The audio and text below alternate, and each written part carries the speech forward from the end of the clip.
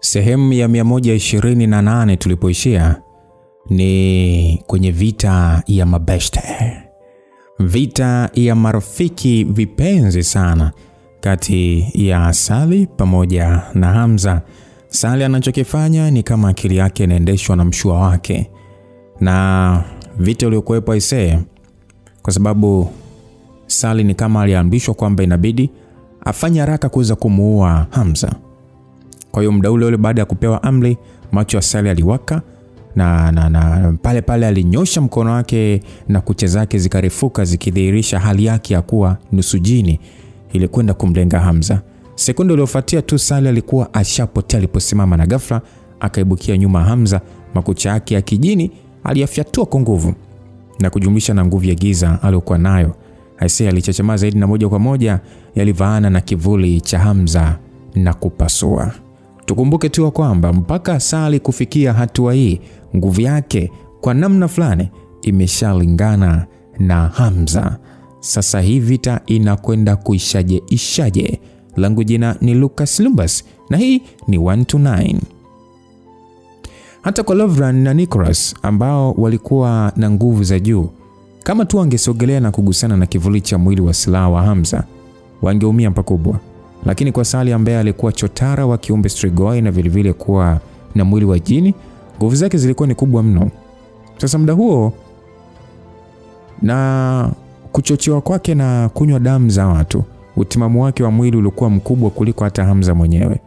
Kwa namna hiyo, licha ya kuonekana mwanamke mwenye mwili mteke hivi, ni kama mwili wake umegeuka na kuwa kama chuma cha pua. Kuinuka tu kwa nguvu zake za kijini kulimfanya kabisa kuogopa nguvu hiyo ya kusudi isiyopingwa. Hamza muda huo aliweza kuhisi mwili wake wa silaha ukimtetemeka, huku nguvu ya kusudi ikikosa uimara. Hata hivyo, alipotaka kufanya shambulizi, alijikuta akipatwa na ukinzani mzito kutoka kwenye moyo wake. Yaani ni kama alikuwa akijiuliza atawezaje kuachia shambulizi la kumshambulia mtu kama Sally. Sasa huo muda anafikiria hivyo, bila kujielewa Hamza alishia kurudi nyuma kwa namna ya kumkwepa Sally, huku akitafuta nafasi ya kumfanyia Lovran shambulizi. Lakini Lovran hakuwa mjinga, alishajua yeye ndiye target ya Hamza. Hivyo alichukulia fursa hiyo kwenda mbali zaidi. Hamza muda huo alikuwa ni kama amebabaishwa na Sally hivi, hivyo asingeweza kufukuzana na Lovran kwa muda huo.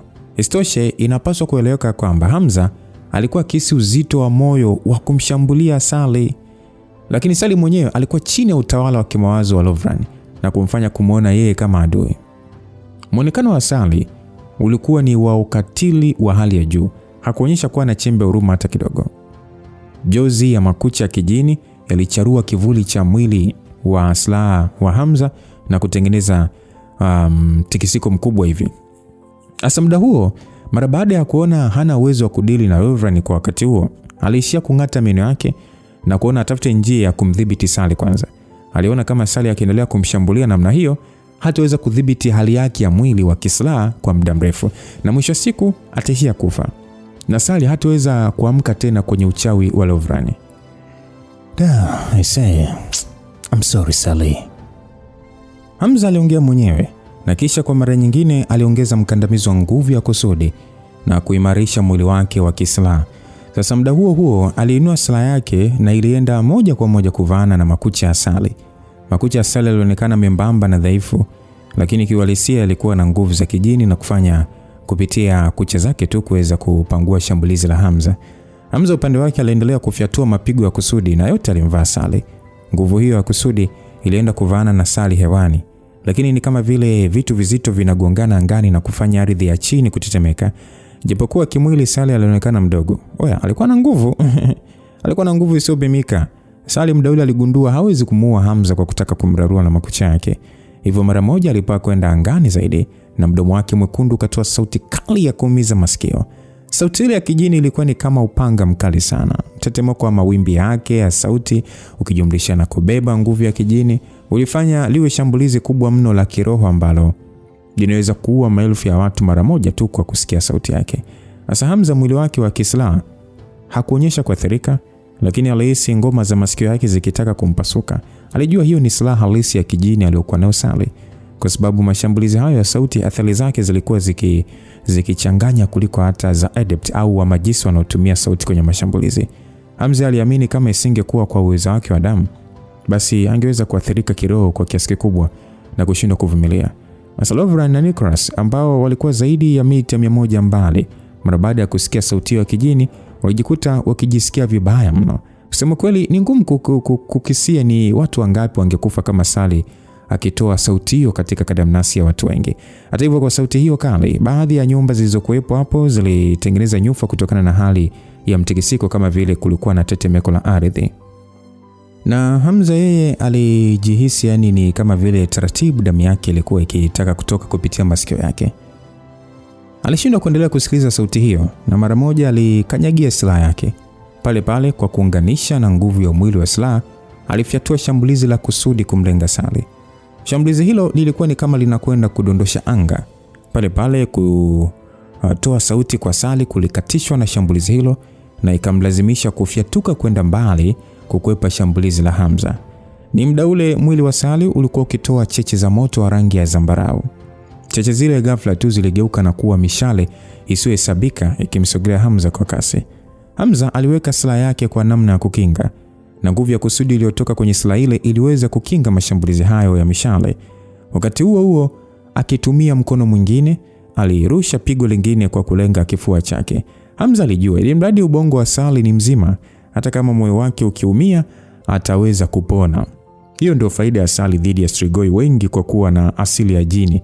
Strigoi wa kawaida mioyo yao ikiumia hupoteza uhai, ila Sally kwa nguvu za kijini hata akiumia moyo yeye hafi. Hivyo Hamza aliona njia rahisi ya kumshtua Sally ni kuumiza moyo wake kwanza. Hata kama jambo hilo lilikuwa ni kitendo cha kumuumiza Hamza, hakuwa na jinsi. Hata hivyo Sally hakuonekana kukata tamaa. Yeye alikuwa akijongea tu kwa spidi kubwa kwenye hewa kama vile rocket. Aliacha michirizi ya mwanga wa zambarau na kwake ilionekana kama vile alikuwa ameshashinda kani ya mvutano. Hamza upande wake alihitaji zaidi silaha zake ili kuwa hewani. Jambo hilo lilimfanya kutumia nguvu nyingi sana kuendana na spidi ya Sally.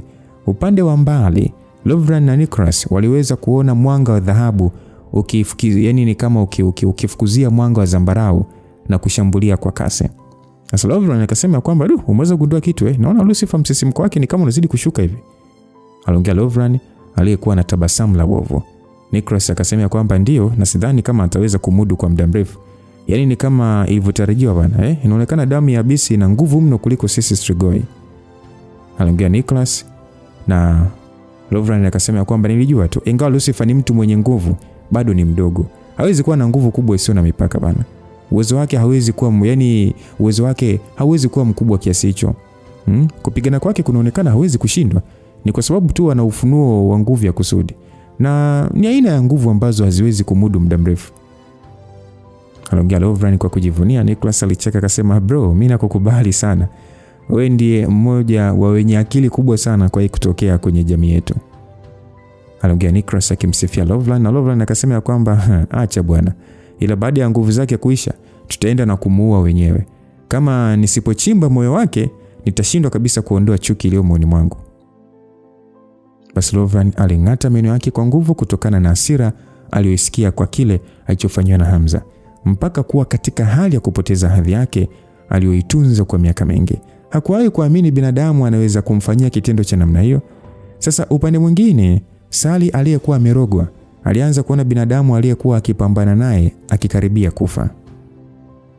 Na ni muda ule ule nguvu kubwa ya kijini ilijikusanya mbele ya mwili wa Sally na kulipuka kuwa miale mingi ya mwanga iliyosogea mara moja kwenda kumkabili Hamza na mwili wake wa kislaha katika kila upande. Moja nguvu waliojaliwa nazo majini ni uwezo wa kutawala elementi za nguvu za kiroho. Ndio maana kwa namna Sally alivyoachia nguvu hiyo ya kijini ilikuwa ni kitendo cha kudhamiria tu. Hamza alishajua wazi shambulizi hilo lilikuwa na nguvu, lakini hakuwa na muda wa kutosha wa kulikabili. Kutokana na kuwa katika hali ya mgawanyiko na matumizi makubwa ya akili yake katika kutawala nguvu ya kusudi, utimamu wa mwili ulipungua mno. Ukweli ni kwamba kwa siku 2 mfululizo alikuwa amegawanyika mara 3. Hivyo hakupata muda wa kutosha wa kurudisha nguvu. Hata kama angekuwa robot bado angehitaji muda wa kujichaji kukabiliana na mapigano ya nguvu namna hiyo. Wakati Hamza akikabiliana na miale hiyo ya nguvu ya kijini, Hamza hatimaye aliona anashindwa kuhimili. Mara baada ya miale ile kumpiga, kivuli cha mwili wa silaha, yani kama kivuli cha mwili wa kislaivi, kilipotea mara moja. Hamza alihisi mwili wake wote ukiwa dhaifu, yani kama vile anakwenda kupoteza fahamu muda wote. Alishindwa hata kutawala silaha ya hiari aliyokanyagia na alijikuta akidondoka kutoka juu angani kwenda chini. Mara baada ya kuona jambo hilo, sura za furaha ziliwavaa Lovran na mwenzake Nicholas. Sasa Lovran akasema ya kwamba amekwisha yule. Tuenzetu sasa tukamalize. Aliongea Lovran kwa tabasamu zito. Nicholas naye alitingisha kichwa chake kwa kuridhika, akiona ushindi kabisa kwenye kiganja cha mkono wake.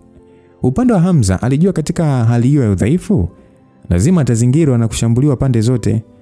Pasipo kusita, Sally aliyekuwa juu pale pale alishuka chini akitengeneza bomu la kijini na kushuka nalo kwa nguvu.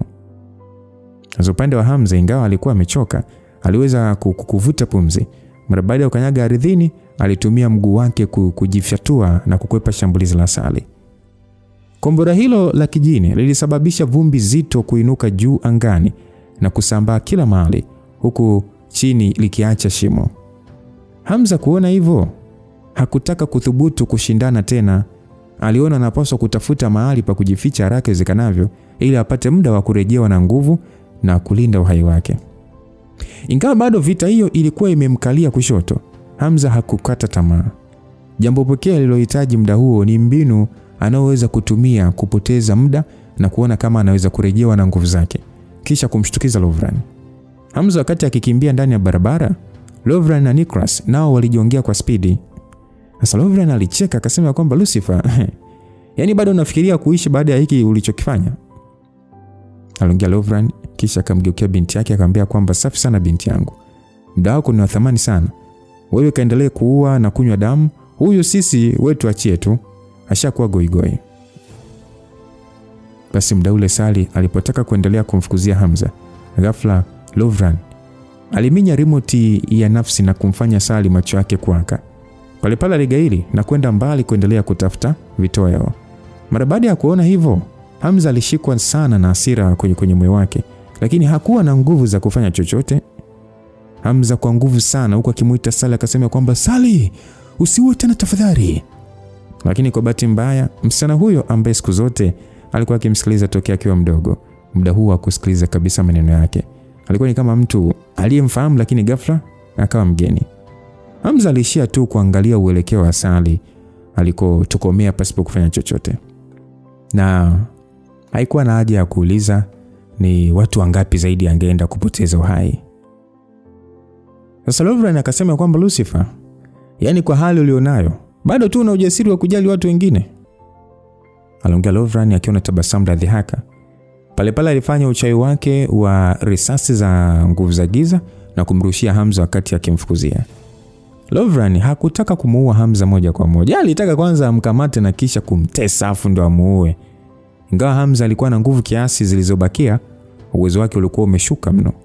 Katika mchakato huo wa kukwepa mashambulizi ya risasi za kichawi, bado kuna nyingine zilitindua mgongo wake na kufanya sasa ufuke moshi. Hata hivyo Hamza aling'ata meno yake kwa nguvu, akikabiliana na maumivu huku akiendelea kukimbia. Ukweli ni kwamba kama si kwa mazoezi makali aliyokuwa nayo na vile nguvu ya damu ya urithi, asingeweza kukabiliana na mishale hiyo ya Lovran. Basi Lovran alicheka akasema kwamba Lucifer, ule ukiburi wako umekwenda wapi? Nguvu yako kusudi ipo wapi? Vipi kuhusu kile kivuli kilichokuwa kikilinda mwili wako? Kiko wapi? Aliongea Lovran akimdhihaki Hamza. Hamza kichwa chake kilikuwa kikimtoka jasho. Hakuthubutu hata kugeuka nyuma. Aliendelea kukimbia. Hasa mara alihisi kuwa na bahati baada ya kuona shimo kubwa lenye mdomo kama wa karvati kwenye mlima uliokuwa na miti. Eneo maarufu la matembezi ndani ya jiji hilo. Hamza aliona mahali hapo panaweza kuwa salama kwake kuliko maeneo mengi ya nyumba. Hivyo hakujiuliza mara mbili na kukimbilia kuingia kwenye shimo hilo. Lovran akasema kwamba naona unajaribu kutoroka Aliongea Lovran huku sasa akimwangalia mwenzake, na wote walipeana ishara na kuingia ndani ya shimo hilo.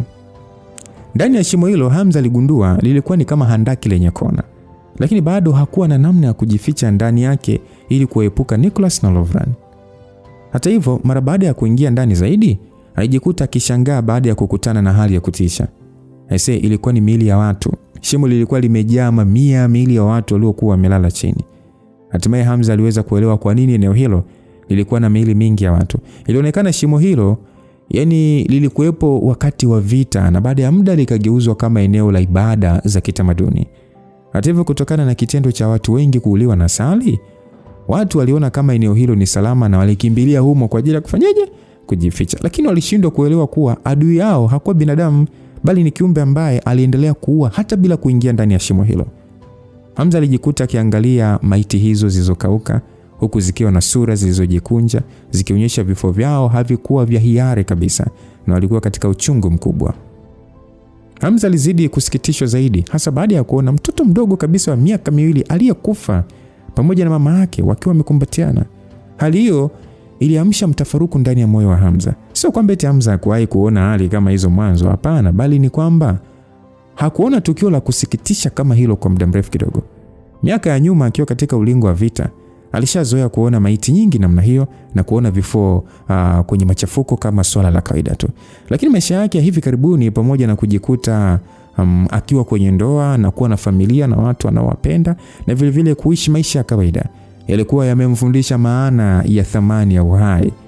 Kufa kwa mtoto akiwa kwenye mikono ya mama yake kulimfanya ahisi kama anaona watoto wakipoteza uhai ndani ya kituo cha kulelea yatima. Alijiuliza, vipi kama kesho itakuwa kule kituoni?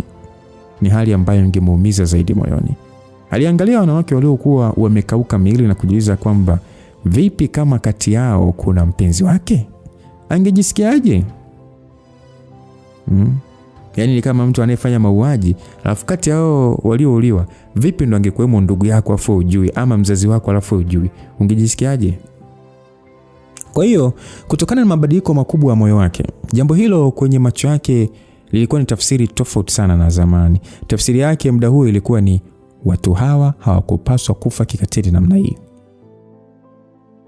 Alijiambia anapaswa kufikiria namna ya kuzuia jambo hilo kutokuendelea kutokea. Sio kufikiria kuokoa tu, bali aliona kumuokoa Sally ambaye alikuwa katika hati ya kuendelea kuua watu namna hiyo. Sasa na Hamza mpaka hapo aliona njia pekee ni kukabiliana na hao watu wawili wa kale. Pengine jambo hilo si tu kwamba ni wajibu wake, bali pia ni wajibu wa mtu yeyote mwenye uwezo. Lakini nguvu hakuwa nazo za kutosha muda huo. Hata hivyo alijiambia anapaswa kujitegemea mwenyewe, hata kama atahatarisha uhai wake, anapaswa kufanya kitu. Basi Lovran akasema kwamba Lucifer, kwa nini umeacha kukimbia? Au umeona mchezo wa paka na panya umekushinda? Mimi bado nataka kucheza bana. Aliongea Lovran na Nicholas ambao waliingia kwenye shimo hilo na kumuona Hamza akiwa amesimama tu akiangalia maiti za watu. Licha ya kuwa kwenye hali ya ujivuni, lakini kitendo cha Hamza kusimama tu kilikuwa ni cha kushangaza sana. Sasa Nicholas akasema kwamba nadhani ameshajua hana pa kukimbilia na mwisho wake ni kama umefika hivi. Lovran akasema mwanzoni mimi sikutaka kuona ukitokewa na chochote, lakini mara baada ya kuja mpaka huko na kuanza kuharibu mipango yangu, haina jinsi. Kwa sababu kifo umekitafuta mwenyewe, naamini hautolaumu sana. Aliongea Lovran akiwa na tabasamu la ukatili pale pale. Alinua mkono wake na kisha akaita mshale wa miale ya nguvu za giza. Kisha akasema kwamba Lucifer, fanya shambulizi hata moja la mwisho basi, kwa sababu umemlinda binti yangu kwa muda mrefu. Nitakifanya kifo chako kisiwe cha maumivu. Lakini muda huo wakale hao walipodhani wanakwenda kummaliza Hamza, ghafla waliweza kuona tabasamu katika midomo ya Hamza. Hamza kwanza alicheka kicheko cha unajua kicheko cha Hamza kilikuwa ni cha ajabu mno, hususan ndani ya handaki hilo lililokuwa na ukimya mkubwa. Kilikuwa ni kicheko cha dhihaka ambacho ndani yake kilibeba kutokuwa na jinsi, uchungu na majonzi ya kisia. Basi Lovran akauliza kwamba Lucifer, unacheka nini? Lovran alihisi hali ya wasiwasi. Alishindwa kabisa hata kuthubutu kusogea kizembe. Yaani mtu anataka kumuua afa anakugeukia na kuangalia anacheka. Hamza aliinua kichwa chake chini kama vile alikuwa akijiongelesha mwenyewe. Sijawahi kudhani nitakuja kurudi kuwa mimi wa kipindi kile. Nilichukia mno nilivyokuwa kipindi cha nyuma, na sikutaka hata kufikiria namna nilivyokuwa. Kwa sababu wakati ule mbele yangu lilikuwa ni giza totoro. Tofauti na damu, Hakukuwa na kitu kingine chochote zaidi ya mahuzuniko. Hakukuwa na joto, hakukuwa na matumaini. Kwa ajili tu ya kuzima maisha yangu ya nyuma ndani ya moyo wangu na kujidanganya mimi sio yule. Nadhani ni ndoto niliyokuwa nikiota. Pengine ni kwa sababu niliokoa watu wengi sana kwenye vita na matatizo, na watu hao wananishukuru kila siku na kuniita Mwokozi. Muda huo Hamza aliyekuwa akijiongelesha mwenyewe aliendelea tu kucheka kwa nguvu zaidi, yaani kama vile alikuwa ni mtu anayejidharau sana. Lakini sasa nimepata kuelewa kwamba kuna baadhi ya vitu hata uviambie ondoka, haviwezi kuondoka. Haviwezi. Haijalishi ni kwa nguvu kiasi gani nitaendelea kujidanganya. Mimi ni yule yule. Haijalishi ni watu wangapi nitaokoa, lakini ukweli utaendelea kubaki. Niliua watu. Dhambi haifidiwi na wema. Huu ni muda wa kutubu dhambi zangu. Sauti ya Hamza ilizidi kuwa nzito sekunde baada ya sekunde, na ikizidi kupoteza uhalisia. Yani ni kama unapoteza hisia zozote, na kufanya ndani ya ndakilo sasa kuonekana ni kana kwamba jotoridi limeshuka mno na kuligeuza kuwa shimo la barafu. Lovran na Nicholas walijikuta wakitetemeka. Hawakujua kwa nini kwa nini tu Hamza amechange namna hiyo. Lakini Hamza aliyekuwa mbele yao, ambaye alionekana wazi kuchoka, bado aliwafanya kuwa na hofu mno. Sasa Nicholas akasema kwamba kill him Lovran. What are you hesitating for? Aliongea Nicholas akimtaka Lovran kumuua Hamza na kuuliza kwa nini anasita.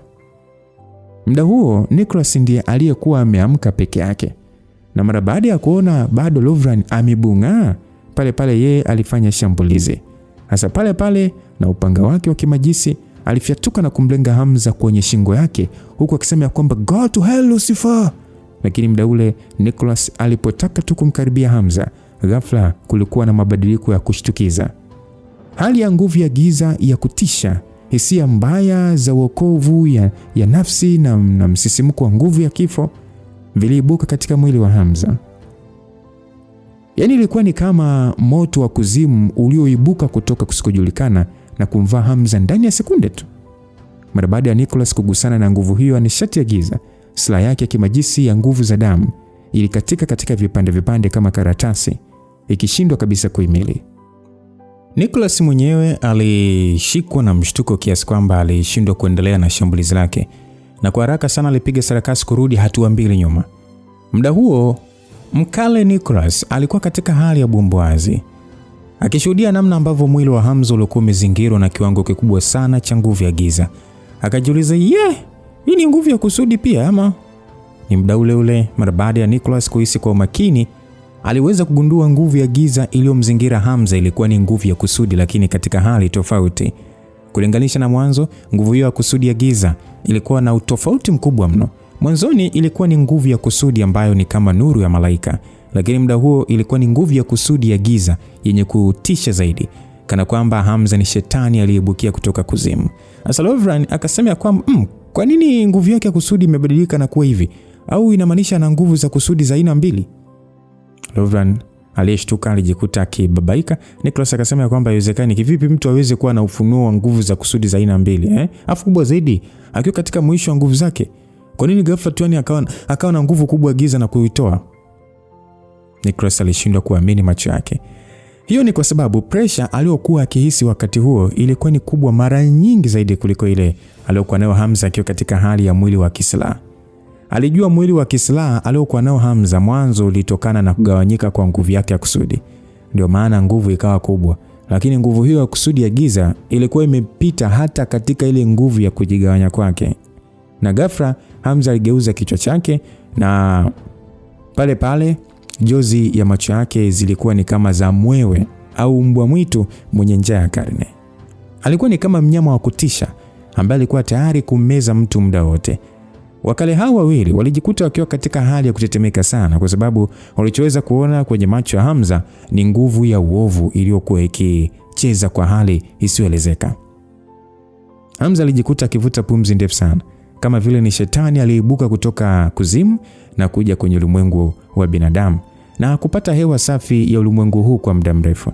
Asa Hamza akasema kwamba katika kipindi cha nyuma, kati ya nguvu zote za kusudi nilizozoea kupata ufunuo, Hii ni mojawapo ambayo sikutaka kufikiria, licha ya kuamini inawezekana hata kama nitakuwa hatarini kiasi gani. Aliongea hivyo Hamza.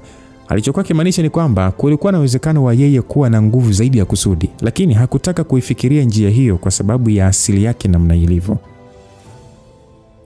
Lakini kwa sababu mambo yamefikia hatua hii, hatimaye nimekuja kuelewa kwamba hakuna namna naweza kuipotezea hii nguvu nilionayo, kama ambavyo mtu hawezi kufuta kumbukumbu za maisha yake ya nyuma.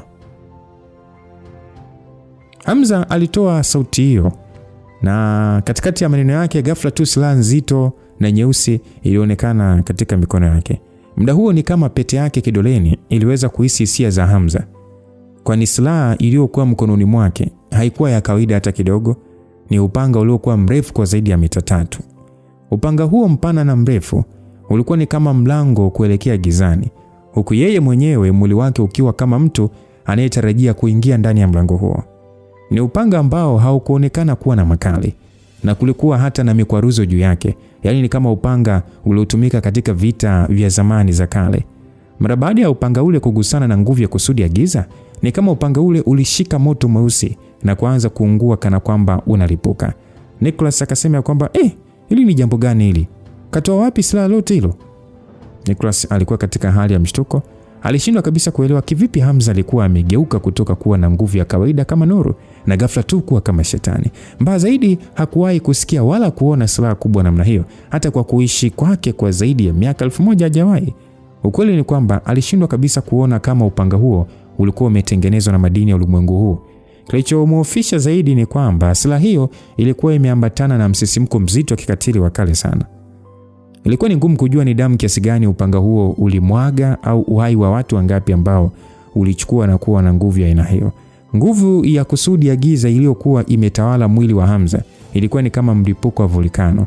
Mara baada ya kufuatana na kuunguruma kwa Hamza, ilikuwa ni kama eneo lote la ndani ya handaki linaporomoka.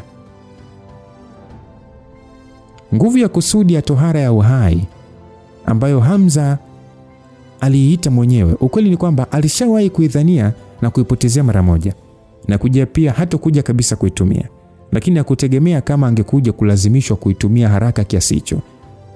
Nguvu ambayo aliita ni nguvu ya kusudi sio pingwa, upanga wa tohara ya uhai wa jini. Ni aina ya nguvu ya kusudi ambayo ilijikusanya kupitia maisha magumu na ya kinyama na kikatili aliyopitia Hamza. Maisha ya kuwa ninja, maisha ya kuwa mercenary muuaji. Ni kumbukumbu za kutisha na roho za watu walioua zijikusanya na kutengeneza nguvu ya kusudi ya giza. Yaani ni sana kusema nguvu hiyo ya kusudi ni udhihirisho wa uzoefu wa giza ambao Hamza alipitia kabla ya kukutana na msichana Angel. Kutumia mbinu hiyo ilikuwa ni sawa na kukataa uhalisia wa wema aliokuwa nao baada ya kukutana na Angel na kurudi katika uhalisia wake wa maisha ya nyuma. Yaani ni sawa na yeye kuamua kukiri kwamba yeye ni shetani. Yeye ni Lucifer na atatumia nguvu za ushetani kushinda pambano. Kwa lugha nyepesi zaidi, ni sawa na Hamza kukubali kujisalimisha kwa pepo ama jini la damu lililokuwa limejichimbia ndani yake. Hivyo kitendo cha kuruhusu nguvu hiyo ya kusudi kumtawala kilimaanisha hawezi kuwa yule Hamza tena. Badala yake ni kwamba atarudi kuwa yule Hamza aliyekuwako kabla ya kukutana na Angel. Hamza ambaye alikuwa muuaji wa kutisha. Hamza ambaye alifurahia kuona damu ya mtu ikimwagika. Katika macho ya Hamza, nguvu ya kishetani zilikuwa zikiwaka waziwazi. Mwili wake uliokuwa katika hali ya uchovu sekunde kadhaa zilizopita, sasa kwa mara nyingine ulikuwa katika umiliki wa nguvu isiyoisha kwa sababu ya kutawaliwa na nguvu hiyo ya kusudi. Hiyo ndio nguvu na udhaifu wa hali hiyo. Akiwa nje ya nguvu hiyo anakuwa dhaifu, lakini kitendo cha kuikubali kumtawala kinamfanya jikuta amerudi upya. Lakini athari zake ni kwamba ikitokea nguvu hiyo ikawa kubwa kuliko uwezo wake wa fikra, matokeo yake anaweza kugeuka kuwa kichaa na asirudi tena kuwa yeye, mume wa mrembo Reggie. Matokeo yake katika hali hiyo hawezi kuwa na huruma hata kwa mwili wake mwenyewe. Kwa hivyo vile atapigana kumshinda adui yake kwa nguvu zote, lakini gharama ni kwamba analipa kwa uhai wake mwenyewe. Hamza alielewa kwamba kutumia upanga huo wa tohara ya uhai ni hatari, kwa sababu yeye mwenyewe katika uhalisia aliyoupenda alikuwa amechoka sana. Hivyo nguvu ya uhai wake pengine inaweza kupunguzwa mno, lakini bado hakuwa na uwezo mwingine tofauti na huo utakaomwezesha kuzuia mauaji hayo. Aliona kwamba kwa kuwa Sally alikuwa amerogwa na nguvu za giza, basi hana jinsi ila kutumia giza kulishinda giza. Wakali hao pia waligundua kwamba uwezo wa Hamza muda huo ulikuwa mkubwa sana kuliko aliokuwa nao mwanzo. Basi Lovran akasema kwamba kimbia Nicholas, kimbia. Aligundua hali haikuwa shwari hata kidogo. Bila kusita aligeuka na kuanza kukimbia. Sasa Nicholas upande wake hakutarajia brother wake atayeya atamwacha nyuma. Alitaka kweli kutoka kwenye shimo hilo, lakini alikuwa amekwisha kuchelewa. Hamza aliyekuwa amebeba upanga wa kigiant licha ya ukubwa wake, lakini kwake ulikuwa ni mwepesi kama vile ni kisu. Mara moja akiwa anamwangalia Nicholas aliyekuwa akitaka kukimbia, alinyanyua juu na kushusha chini kama radi. Upanga huo kama vile ulikuwa kimondo, ulishuka na kugonga chini na kusambaza nguvu ya kusudi ya giza na kufanya shimo hilo kutoa mtikisiko mkubwa kama wa bomu. Kwa nje ilikuwa ni kama kuna mnyama mzito aliyekuwa ameamka kutoka chini ya ardhi na kuamka na kufanya mlima kutaka kuporomoka. Nguvu hiyo ya kusudi ilitoka mpaka nje ya shimo hilo na kusambaa hadi kwenye nyumba zilizokuwa karibu na kuharibu kila kitu. Shimo lile halikuweza kubakia vile vile. Zaidi ya ardhi yake ya juu kufumuka na kutengeneza mtaro mzito. Baadhi ya mawe mazito yaliyotaka kurudi ndani na kumfunika Hamza kama vile amekumbana na volkano yalitupiliwa na pressure na kusambazwa pembeni. Na kwa muda huo mwili wa Hamza ulikuwa ukiwaka nguvu za giza na kumfanya aonekane kama giza limegeuka moto. Kwa ufupi alikuwa amefiti zaidi juu ya jina lake la Lucifer, mfalme wa kuzimu. Upande wa Nicholas, mara baada ya kupigiwa na nguvu ya kusudi, hakuweza kubaki hata mfupa. Ilikuwa ni unga mweusi tu uliosambaa hewani. Akapotea kabisa kwenye uso wa dunia.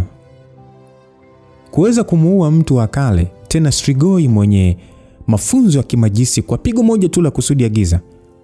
Watu wakisikia hilo wanaweza kuhisi kumkimbia Hamza kila atakapopita. Licha ya kwamba wakale hao hawakuchukuliwa kama wataalamu wa juu katika ulimwengu kama ilivyo kwa Jemadari na Armageddon, bado walikuwa na vyeo vya uhodari. Hata hivyo muda huo Hamza hakuhisi kabisa furaha wala mafanikio hayo yanayotokana na upande asiopenda. Silaha ile ilikuwa ikitengeneza mnururisho unaomfanya Hamza asionekane. Kitendo chake cha kupiga hatua moja tu kilikuwa ni kama alikuwa akiyeyuka ardhini. Muda huo mara baada ya kutoka nje kabisa handaki lililokuwa limegeuka mtaro, Hamza aliweza kumuona Lovran aliyekuwa akitumia mbawa zake kwa namna awezavyo kukimbia.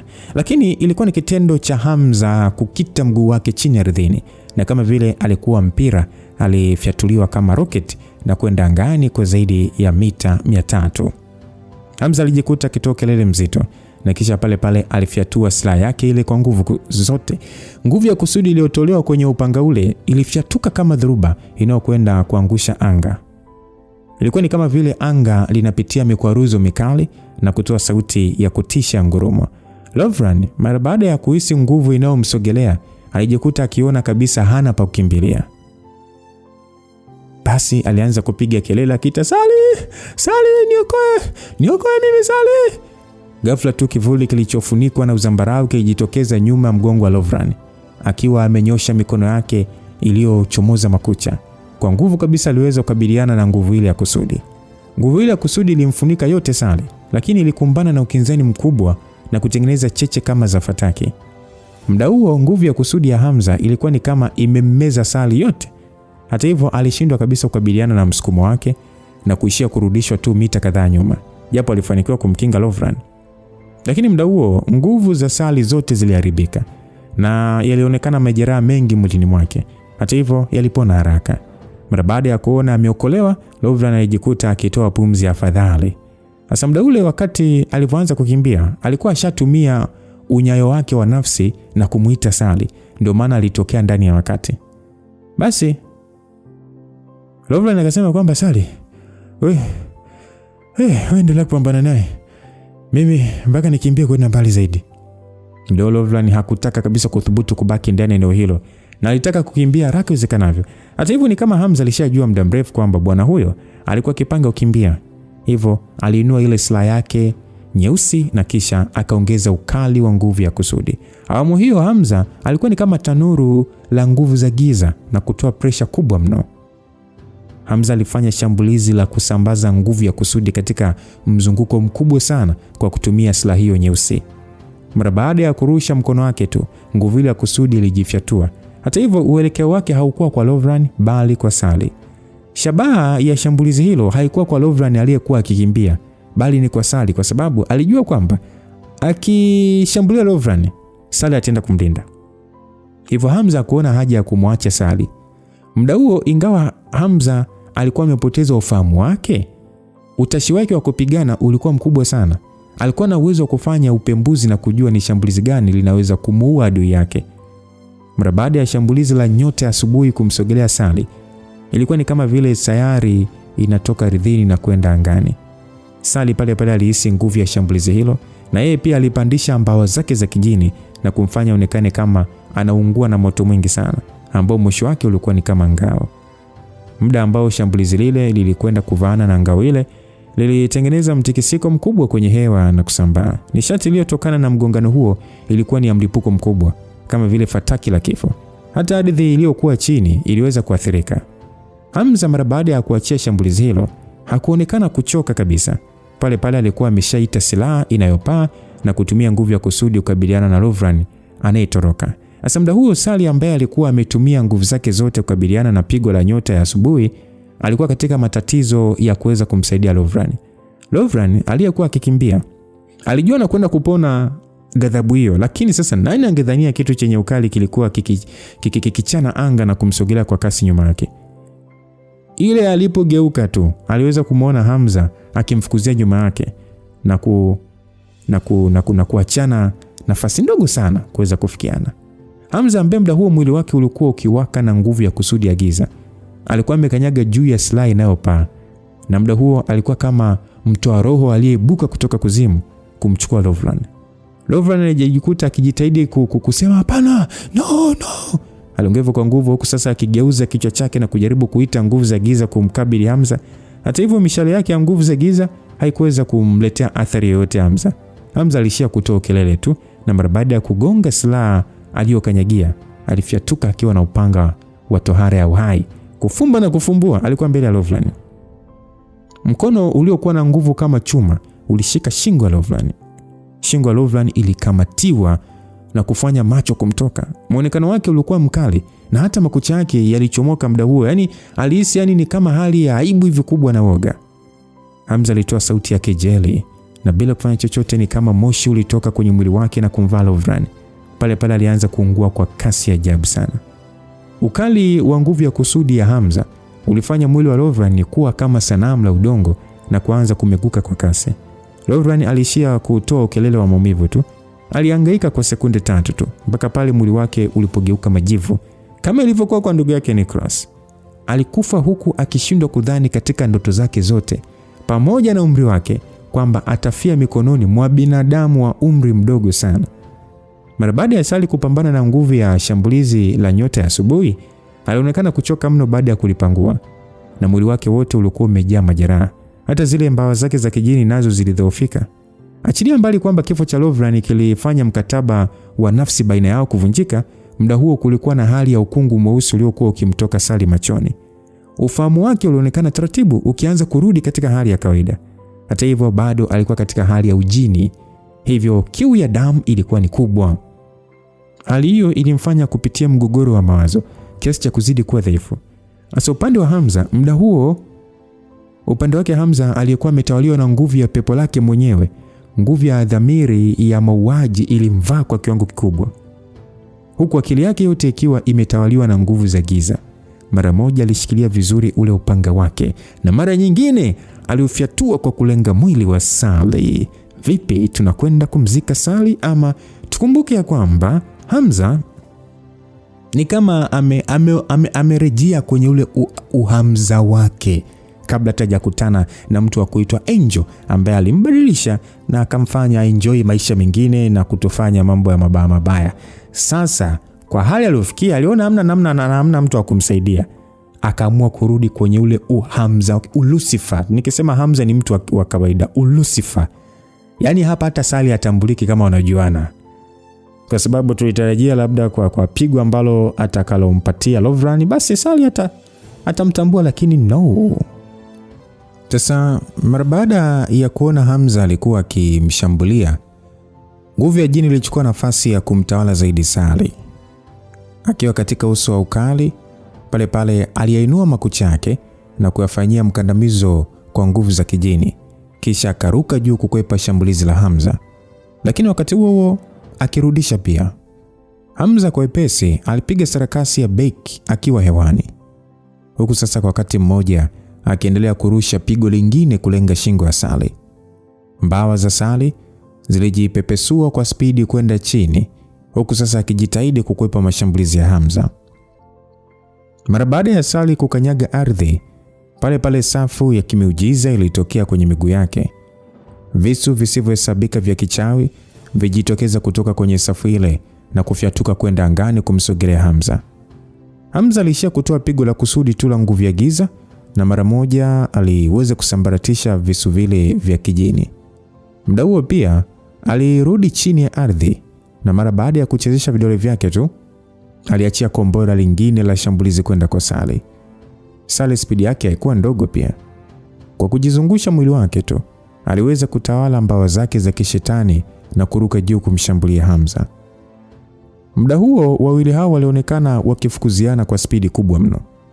Yaani ni kama vile mwanga wa radi ya dhahabu ulikuwa ukivutwa na mwanga wa rangi ya zambarau.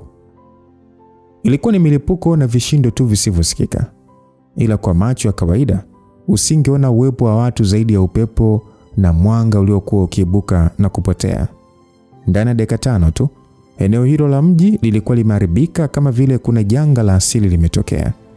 Ukweli muda huo haikuwa na tofauti kwamba majini ndio walikuwa wakipigana. Hamza alikuwa katika akili yake na Sally vile vile alikuwa bado kwenye utawala wa nguvu za kijini. Yaani ni kama wote walikuwa wapo, kila mtu yupo kwenye akili yake. Kila mtu hayupo kwenye ufahamu wake. Mara baada ya zaidi ya mapigo 70 ya kufukuziana na kushambuliana, Sally alionekana kuwa katika hali ya mtataziko zaidi. Nguvu yake ya kijini iliyokuwa ikimtawala ilianza kushuka kutokana na kwamba alikosa damu ya kuendelea kudhibiti hali yake ya ujini. Hivyo ni kama ilikuwa ikianza kumpotea taratibu. Na pengine ni kutokana na mapigo makali aliyokuwa akipelekewa na Hamza.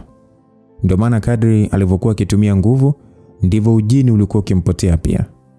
Ghafla muda ule Hamza alianza kujongea kwa spidi kama nyoka, huku muda huo akimfyatua na upanga wake ule mpana kumlenga Sally kwa ubapa wake.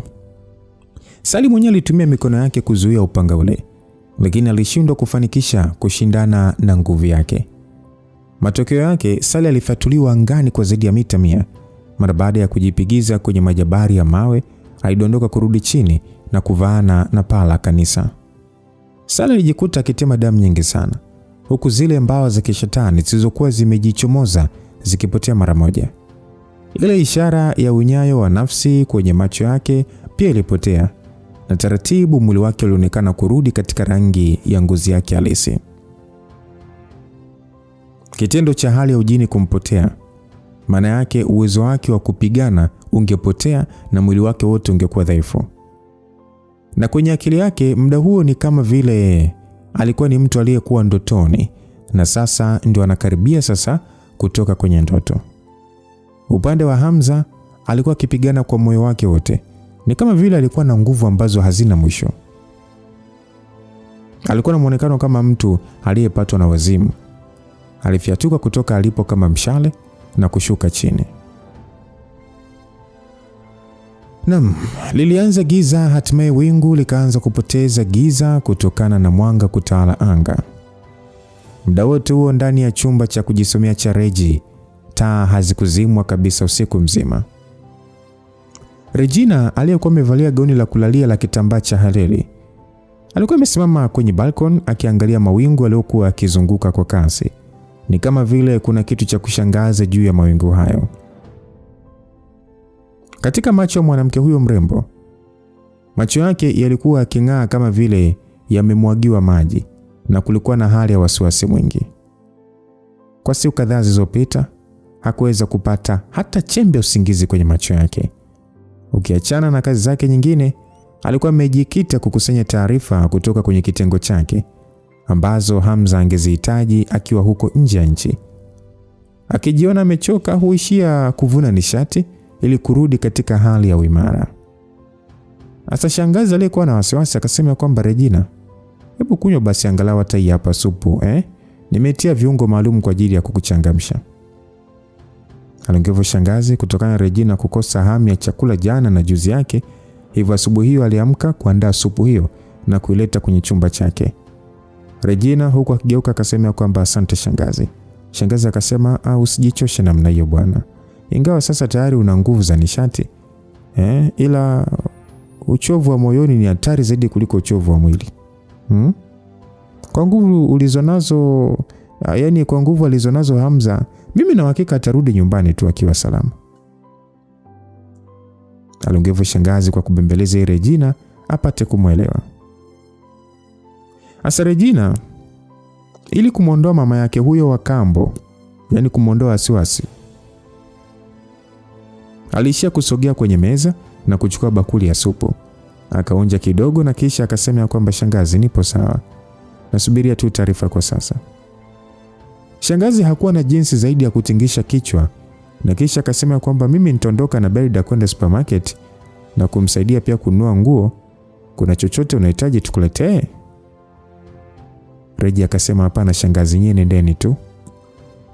Shangazi akajibu ya kwamba okay, naona kuna fukuto la joto kali siku hizi. Nadhani mvua itanyesha muda wote. Tutawahi kuondoka ili turudi mapema.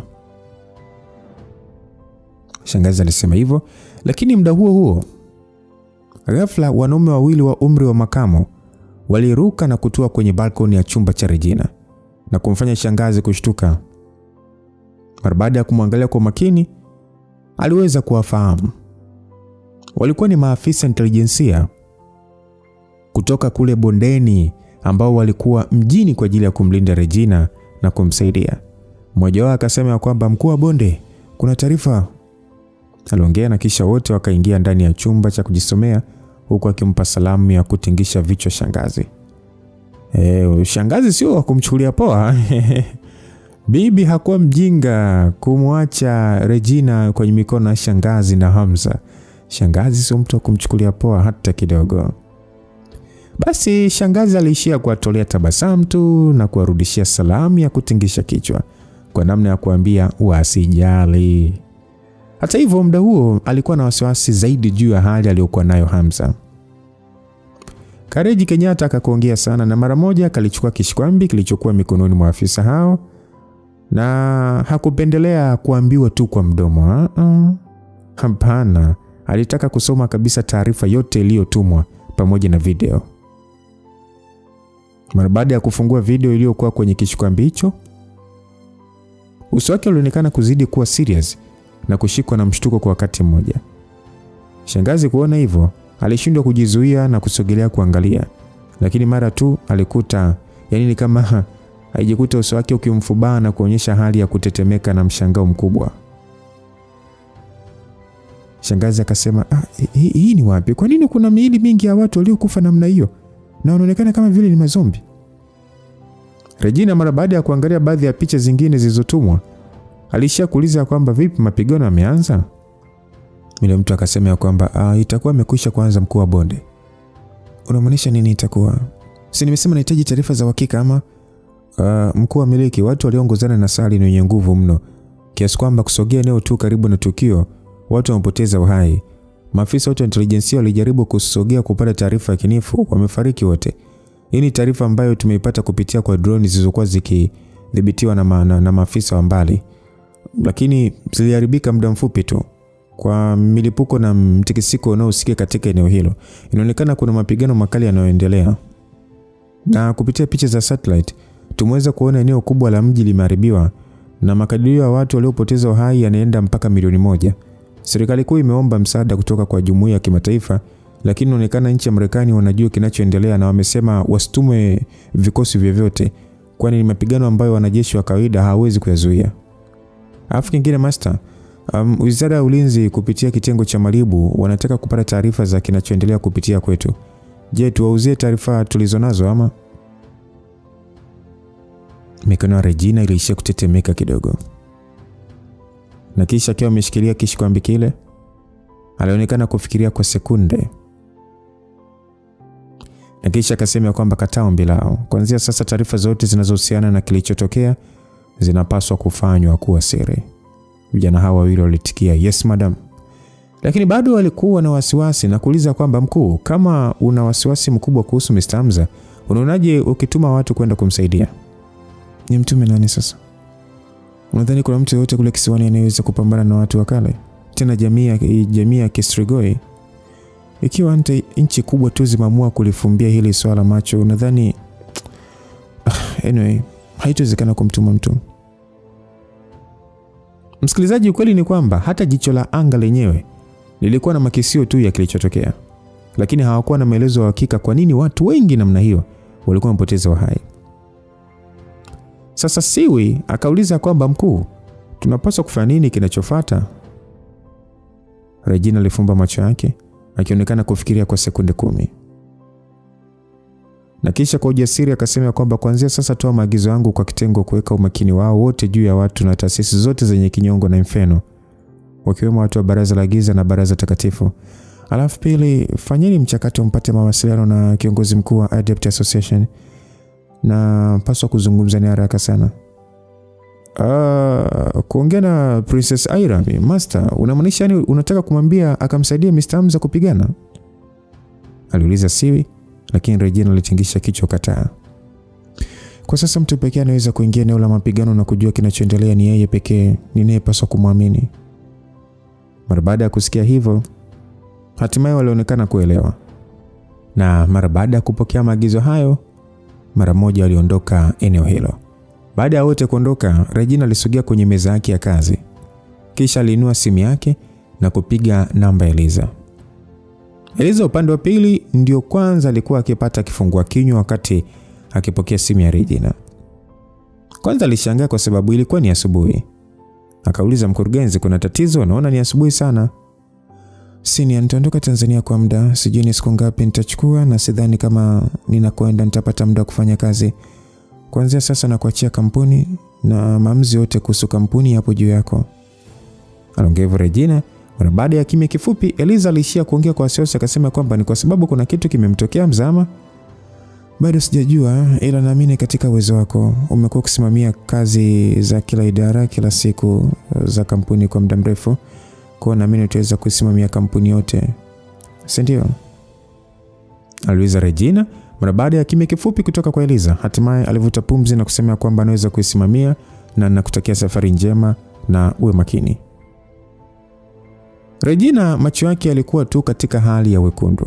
Mara baada ya kukata simu, aligeuka na kumwangalia shangazi akasema kwamba shangazi, mimi naelekea uwanja wa ndege. Shangazi akasema, Regina, unaelekea wapi? Nina wasiwasi mno, sitaki wewe na Hamza kupatwa na jambo lolote. Aliongea shangazi huku akishindwa kuzuia machozi. Regina alishia kumwemwesa midomo yake. Akamsogelea na kumkumbatia shangazi. Kisha akasema kwamba kuna baadhi ya vitu hata kama naona vitatokea hivi, sina nguvu yote ya kuvizuia. Hata hivyo sidhani kama sina cha kuweza kufanya kumsaidia mtu ninayempenda kwa namna yoyote ile. Shangazi alishia tu kutoa macho akimwangalia Regina na akatingisha kichwa kama mtu aliyeelewa. Kisha akasema kwamba nimekuelewa. Mimi nitakuwepo nyumbani na kuwasubiri mpaka mtakaporudi nyumbani. Regina hakuendelea kusubiri tena. Alitoka kwenye chumba cha kujisomea na kuingia kwenye chumba chake. Mara tu baada ya kubadilisha mavazi na kuchukua mkoba wake, alitoka na kuingia kwenye gari yake kuelekea uwanja wa ndege. Haikueleweka mrembo huyo alikuwa akienda wapi. Sasa upande mwingine katika anga la nchi ya Brazil, wingu lilikuwa limetanda na kushonana kwa kasi kubwa.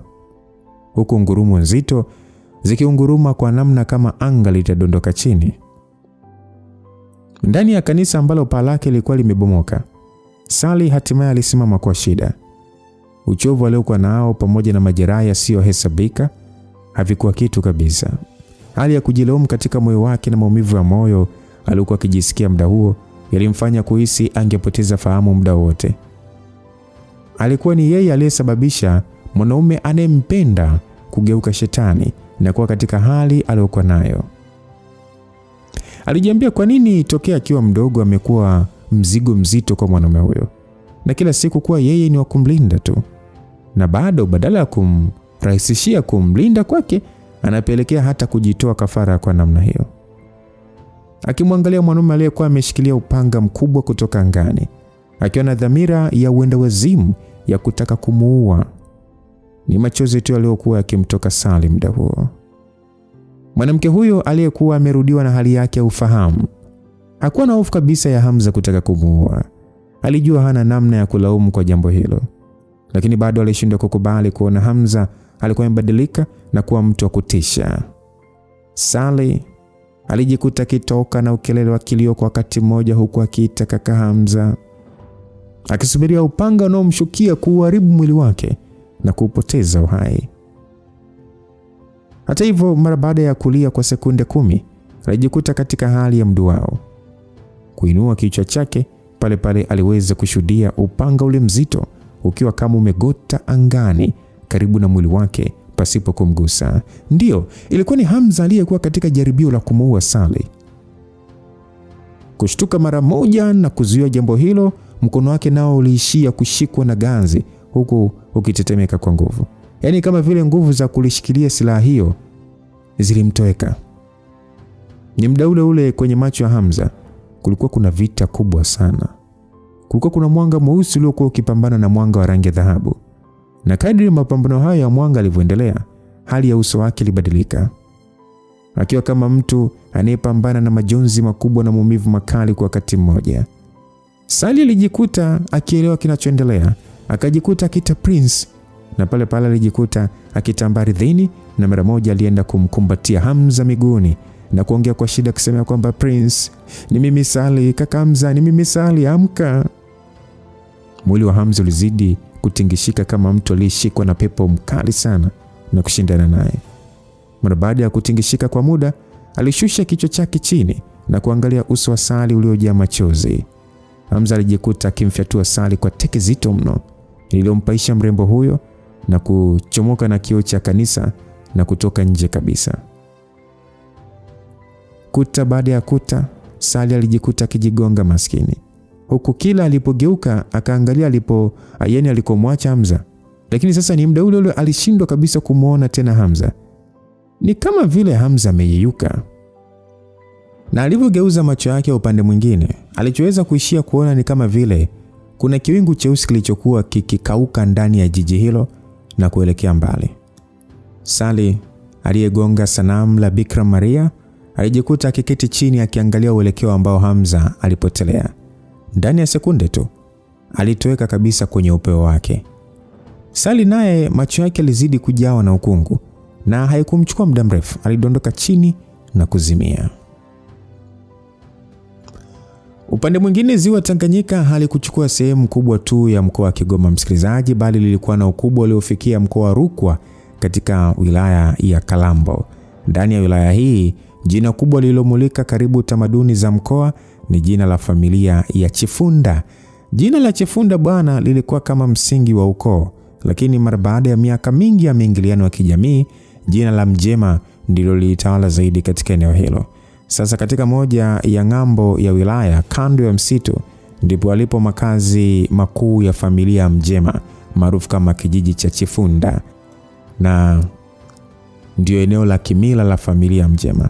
Familia hiyo bwana ilikuwa na watu wengi ambao wengi wao wapo nje ya mikoa na hata nje ya nchi. Lakini kila mwaka walikuwa na ratiba maalum za kurudi kijijini hapo na kufanya ibada za kimila na kimatambiko. Asilimia kubwa ya wakazi wa nje ya wilaya hiyo huchukulia kijiji hicho kama watu wenye imani za kishirikina, lakini hiyo sio kweli. Kwao ni watu waliokuwa wanaamini katika damu zao za urithi wa joka simba. Na ndio sababu hiyo hiyo ndani ya eneo hilo kulikuwa na sanamu kubwa la mwili wa simba mwenye kichwa cha nyoka. Licha kupata tafsiri potofu kwa watu wengi, ukweli ni kwamba ni eneo ambalo lilikuwa na maendeleo makubwa. Kulikuwa kuna nyumba za kisasa, eneo safi ambalo unaweza kusema ni hoteli, nje ya fensi kubwa iliyokuwa imezingira eneo hilo. Sasa ilikuwa ikikaribia mchana. Ndani ya eneo hilo katika bustani kubwa yenye kinyago kikubwa cha mti, kinyago cha umbo la simba na nyoka. Watu zaidi ya 100 walikuwa wamesimama mbele yake. Mbele ya mdomo wa simba mzalabari, mdomo wake ulikuwa ukitoa maji kama vile mate ya dhahabu. Chini yake mate hayo yalikuwa yakikingwa kwenye chungu kikubwa ambacho muda huo kilikuwa kikifuka moshi mzito. Sio jambo la kushangaza sana kwa sababu siku hiyo ndio maalum ya kufanya tambiko kwa wale watu wa nje wanavyochukulia, lakini kwa watu wa ndani hapo ni siku yao ya kuabudu mizimu. Upande wa mbele kabisa walisimama wazee wa ukoo, na upande wa nyuma kabisa kulikuwa na vijana wadogo zaidi. Kulikuwa na vijana wengi kiasi kwamba wengi wao hata hawakufahamiana vizuri. Upande wa katikati kulikuwa na kama ngazi, na hapo ndipo walipokaa viongozi wa familia kuu za ukoo. Bakari Mjema kama mtoto wa kwanza kutoka kwa familia kuu ya ukoo, yeye alikuwa eneo la katikati. Hii ni kwa sababu kulikuwa na wazee waliompita nafasi waliokuwa mbele kabisa. Muda huo kulikuwa na hali ya wasiwasi kwenye uso wa Mjema kwa sababu kulikuwa na kiti kilichokuwa wazi kando yake, na anayesubiriwa kwa kiti hicho hakuonekana kutokea. Upande mwingine alikuwepo Rehema, ambaye pia kama mwanafamilia alipaswa kuwepo hapo kwa ajili ya tukio hilo la kimila. Aliweza kutambua wasiwasi wa ndugu yake huyo, na mara moja akauliza ya kwamba, Bakari, ina maana Shaibu hajatoka? Mjema akiwa hana jinsi alijibu ya kwamba bado sijajua, ila nishatuma watu kumuita. Huyu mwanaramu hana anachojali kabisa. Mara mwisho hata ile vita ya kule makao makuu ya nchi hakuonekana kujali kabisa, na kushindwa kwake lazima atakuwa amejichimbia ndani zaidi kwa mafunzo. Aliongea Mjema akiwa hana jinsi. Aliyekuwa mbele yao alikuwa ni baba yao, Mzee Kombo. Mara baada ya kusikia maongezi hayo, alisha kugeuka na kisha kuuliza akiwa amekunja sura ya kwamba, inamaanisha Shaibu hajaja mpaka sasa? Anafanya nini huko mafichoni huyu mshenzi Au amekuwa kichaa? Kwa nini hana adabu? Basi Mjema kwa kujitetea akasema kwamba, baba, nitatuma mtu kwenda kumuita, usikasirike. Hata hivyo mzee huyo alikuwa na hasira, na mara moja alifoka akasema kwamba, kwa nini hicho kishenzi mpaka kikilazimishwa mara kadhaa? Hivi anajua leo ni siku gani kwa familia? Yaani hata babu yako mkubwa ametoka mafichoni na amefanikiwa kupandisha uwezo wake kufikia level ya uamsho, na hata kuamsha nguvu ya damu yake kufikia tu ya mkondo wa damu, na kuwa katika level ya kutokuwa na mshindani hata mmoja kwenye moja wa uungu wa kale. Kwa sababu hii babu yako mkubwa anakwenda moja kwa moja kuonana uso kwa uso na mkongwe na kupigana naye, kisha kurudisha heshima kwa familia yetu ya Chifunda. Hivyo leo hii kwa ajili ya maandalizi ya kufanya ukoo wetu kuwa wenye nguvu ndani ya nchi, tumetangulia kufanya ibada ya mababu na kuomba mizimu ya mababu zetu kutupatia ulinzi. Lakini huyo mtoto Shaibu kama mjukuu wa kwanza wa familia, kwa nini anachojali ni uwezo wake tu na sio kuonana na babu yake mkubwa? Kama familia nyingine zikisikia hili, si itamaanisha familia yetu ina matatizo na hatupaswi kurithi uongozi wa ukoo? Basi mara baada ya Mjema kusikia maneno hayo, uso wake ulisawijika. Mwenyewe alikuwa akihangaika. Yeye kama baba pia alikuwa amedharauliwa na Shaibu mara ya mwisho, na asingeweza kumkasirikia kwa sababu yeye anamwogopa mtoto wake mwenyewe. Muda huo wakati akijua hata atoe jibu gani kwa babake, mara mfanyakazi alisogea akasema kwamba, Master Mjema, bwana mdogo Shaibu kasema hawezi kutoka. Ametuma ujumbe na kusema nikupatie, na utajua ni kwa sababu gani hana mpango wa kushiriki chochote mnachofanya. Mjema alikunja uso akasema, anachukiza mno. Alikunja uso huku sasa macho yake yakionyesha hali ya shaka. Rehema aliyekuwa kando yake pia alionyesha hali ya mashaka usoni. Aliisha tu kuchukua karatasi hicho na kisha taratibu akakifungua. Mara baada ya Mjema kuona maneno machache tu mepesi, alijikuta haraka akikifunga. Rehema akauliza kwamba, kaka, nini tatizo? Aliuliza hivyo akihisi lazima kutakuwa na tatizo kwenye kimemo hicho.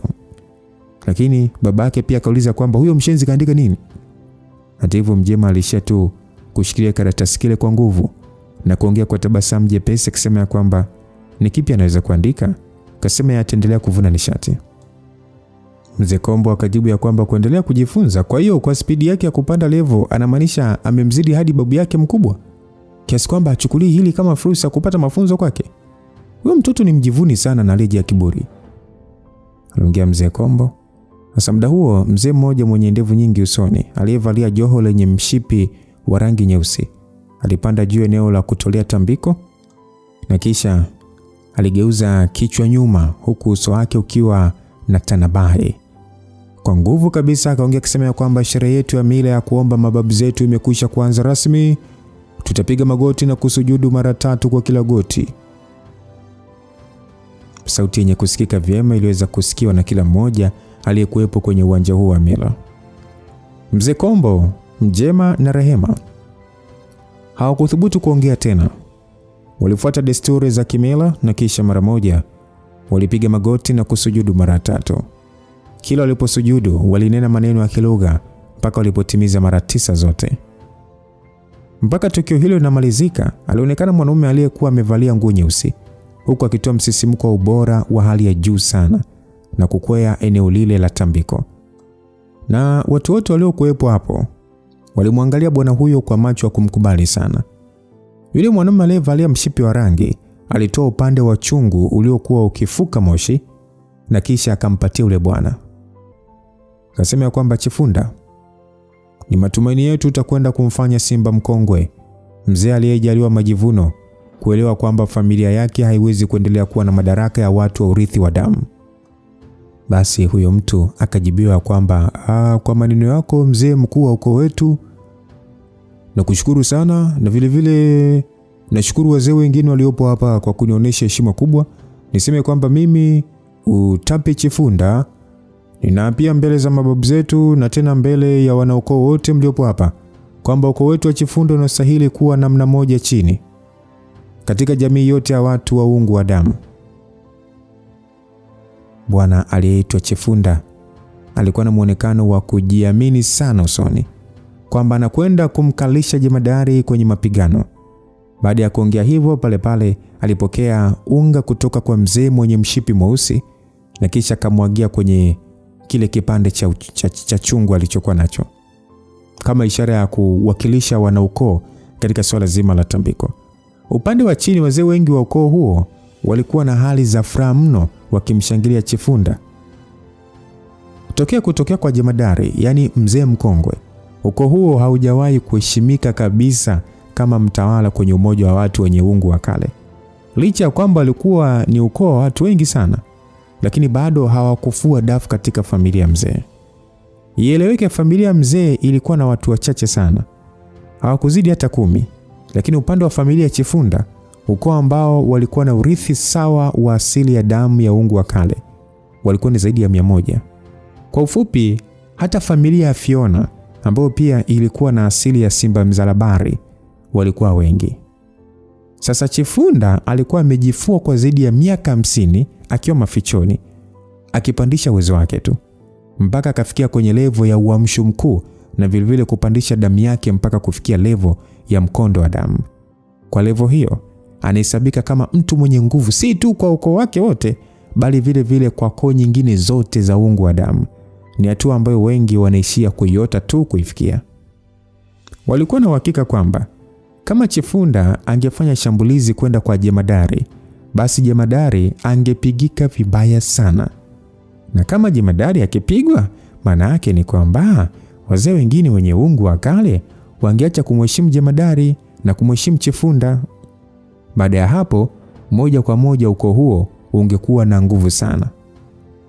Basi Chifunda akasema ya kwamba, wazee na ndugu zangu mlioko hapa, mimi Chifunda nitaianza safari yangu kwenda misitu ya Tanganyika, nyumbani kwa familia mzee. Kwa hiyo naomba wote msubiri taarifa njema kutoka kwangu. Basi mara baada ya Chifunda kuongea hivyo, aliweka mikono yake nyuma na kisha kwa kutumia ncha za vidole vyake alikanyaga chini. Ni kama vile nguvu ilimjia na kumkwapua. Ghafla tu mzee huyo alipaishwa hewani kwa spidi, akitoka eneo hilo na kuchukua uelekeo wa kaskazini. Sasa watu wa ukoo walianza kuongea kwa mshangao mkubwa kusema kwamba jamani, simemwona mwenyewe, ile ni mbinu ya kudhibiti upepo, ni mbinu inayokuwezesha kupaa, na watu waliofikia level wa uamsho mkuu ndio wenye huo uwezo. Sasa mara baada ya kumwona babu mkubwa Chifunda akiondoka mahali hapo kwa mbwembwe, Rehema alijikuta akijawa na furaha mno. Akasema kwamba sijawahi kumwona jemadari akitumia uwezo wake kupigana hata siku moja. Inaonekana awamu hii familia yetu inakwenda kupata heshima. Au unasemaje kaka Mjema? Mara baada ya kusikia maneno ya dada yake, Mjema alishia kutingisha kichwa na kutabasamu. Lakini kulikuwa na hali isiyosomeka kwenye uso wake. Rehema akasema kwamba jemadari akishapigwa nitahakikisha namlazimisha niambie ni wapi amemficha Herman. Alimgeuza Rehema aliyekuwa na hasira mpaka macho yake yamekuwa mekundu. Hata hivyo Mjema hakuwa katika mudi ya kuongea chochote. Alishia kukaa kimya tu, kugeukia katika eneo hilo, na baada ya sekunde chache aliamua kuondoka. Mara baada ya kufika mbali kidogo, alifungua karatasi iliyotoka kwa Shaibu na kuirudia kusoma kwa mara nyingine. Yalikuwa ni maneno machache tu yaliyosomeka ya kwamba mnajikweza sana. Mjema macho yake alishia kusinya tu, na haraka sana karatasi kile alikichana na ukisambaza hewani. Sasa bwana, katika moja ya misitu iliyoshonana, yani ilikuwa imeshonana ni vya kutosha, kwa juu ulionekana mto uliorefuka na kupinda kama nyoka. Kutokana na msitu huo kupata mvua nyingi kwa mwaka, mabonde yake ya ardhi yalikuwa mengi na yenye unyevunyevu. Maeneo yalikuwa na vichaka vizito ambavyo vilibeba viumbe wa kila aina, wasio hatari na wale hatari kwa binadamu. Kutokana pia na matope na mimea inayooza, maji mengi ya mabwawa na vijito hayakuwa salama sana kwa kunywa. Ndani ya msitu huo mzito ilisikika sauti ya mwanaume aliyekuwa akihema kwa nguvu na ukohoa mfululizo. Mwanaume huyo alionekana kuwa katika makadirio ya umri wa miaka 40 au 50 hivi. Kulikuwa hata na mikunjo kadhaa uzee katika kona za macho yake, huku pia macho yake akiwa kama yameota ukungu fulani hivi. Uso wake ulikuwa umefubaa na vile alionekana mtu dhaifu sana aliyekuwa amejilaza kwenye mizizi yenye unyevunyevu na matope. Muda huo mwanaume huyo alifumbua macho yake, na kitu cha kwanza alichoshuhudia ni miti na vichaka vizito pamoja na mizizi iliyosambaa kila kona. Alionekana kuwa katika hali ya kuduaa kwa muda. Mwanaume huyo alijiuliza kwamba hapana, ni wapi hapa na kwa nini ipo hivi? Mwanaume huyo alijiuliza mwenyewe namna hiyo, na wakati akijiuliza maswali hayo alijaribu kupeleka mkono pembeni, lakini ulishika matope mazito na kuzama. Pale alihisi maumivu makali sana. Baada ya kuhisi ni kama kuna kitu kilichokuwa kikimng'ata kutoka ndani ya matope hayo. Mwanaume yule alikunja sura. Kwa uzoefu wake alijua nini kimemng'ata.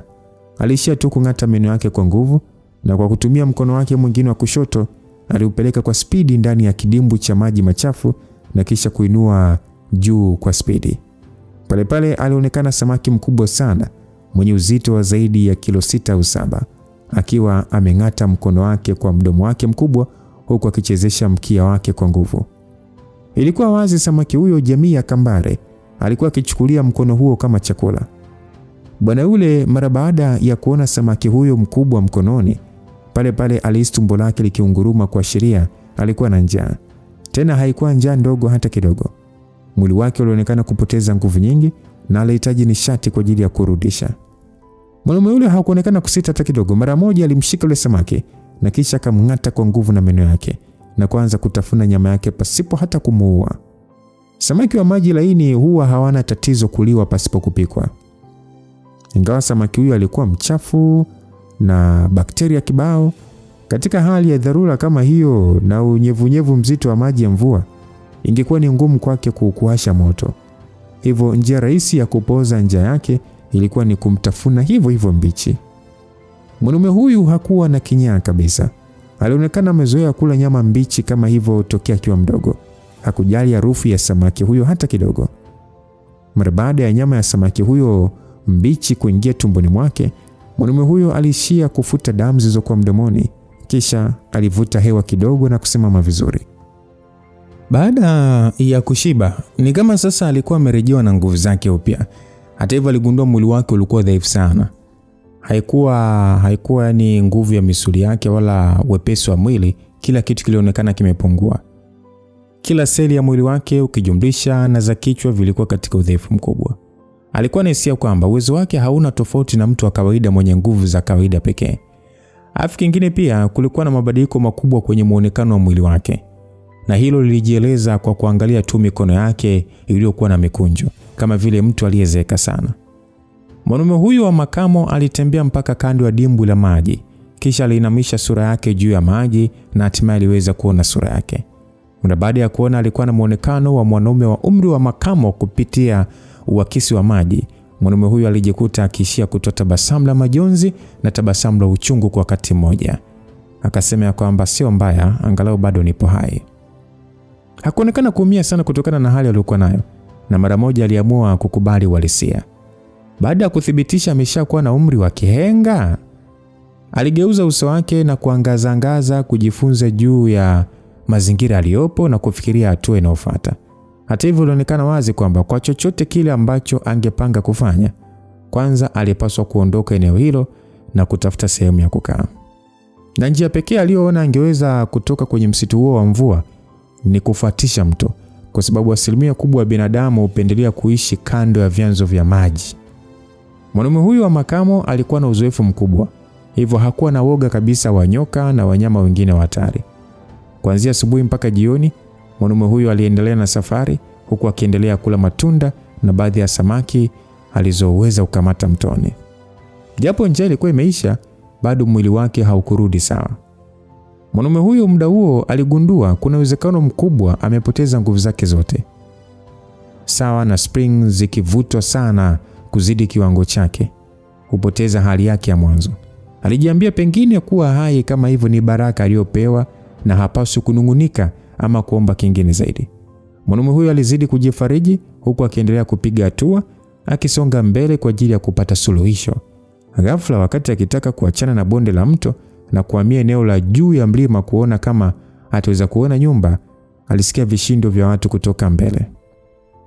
Alisikia sauti ya mwanamke aliyekuwa akiongea Kispanish ikisema kwamba kimbia uelekeo mbele na jificheni kwenye jiwe, kimbia. Mwanaume huyo wakati sasa akiendelea kusikiliza, alihisi sauti ya mwanamke huyo alikuwa ni kama akifahamu hivi, lakini kutokana na mazingira aliyopo pamoja na kumbukumbu zake, alikataa kabisa kukubali kwamba ndiye mwanamke anayemuhisia. Mfululizo wa milio ya bunduki ulimfanya kwa makini. Aliweza kugundua hali iliyokuwa mbele yake haikuwa nyepesi kabisa. Alijikuta akisikilizia sauti hizo na mara moja akaongeza spidi kuendelea kukimbia. Lakini muda huo spidi yake ilimfanya kujiona kama konokono anayepanda ukuta.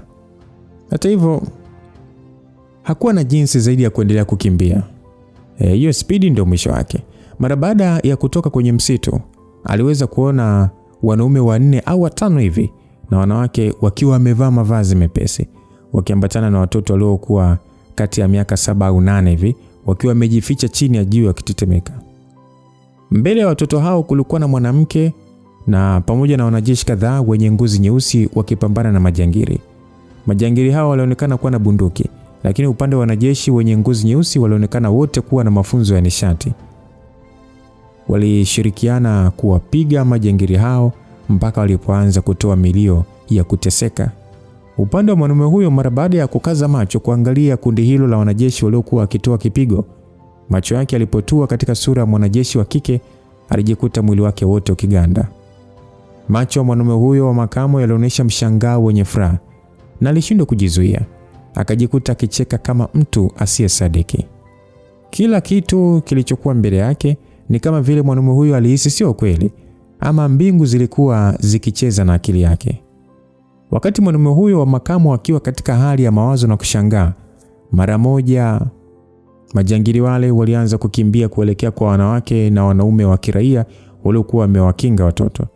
Yule mwanamke mwanajeshi alikuwa wa kwanza kuona jaribio lile la jangili kujaribu kutoroka, na alishia kuongea kwa nguvu akasema kwamba kweni makini na huyo. Hata hivyo alikuwa amechelewa, kwani ule mhalifu alikuwa ameshakimbia na kuwakaribia. Akainua bunduki yake na kuongea kwa nguvu akasema kufeni. Mara baada ya kuona sasa raia hao wasio na hatia wanakwenda kupoteza uhai wao, yule mwanaume kwa utashi wake aliokota jiwe kutoka ardhini na kisha akamshambulia yule mhalifu. Jangili yule kichwa chake kilipondwa na jiwe na kumfanya akose mwelekeo, akafyatua risasi kuelekea hewani. Ni muda ule ule mwanajeshi ule mrembo sana wa kike alikumbuka kulikuwa na mwanaume wa makamo mbele yake, yani pembeni yake. Mara baada ya kugeuza uso wake, Mrembo ule kwa kuangalia mgongo tu wa mwanaume huyo alihisi ni kama moyo wake unataka kumuhama baada ya kuhisi ni kama mtu anayemfahamu. Mwanaume huyo bwana, baada ya kuona jiwe lake limefanikiwa, mara moja alikimbia. Ingawa alikuwa dhaifu sana, bado alikuwa amesahau msingi wa mafunzo ya mapigano. Alichukua faida ya muda, na mara baada ya jangili ule akitaka kugeuka na kushambulia, mwanaume huyo kwa wepesi alimshika mkono mhalifu, kwa kutumia mabega yake alimvurumisha chini. Kisha akatumia mguu wake kumpiga kichwani na kumfanya apoteze fahamu pale pale. Mara baada ya kufanikisha hilo, mwanaume ule wa kihenga alihema kwa nguvu kama mtu aliyekuwa ametumia nguvu zake zote.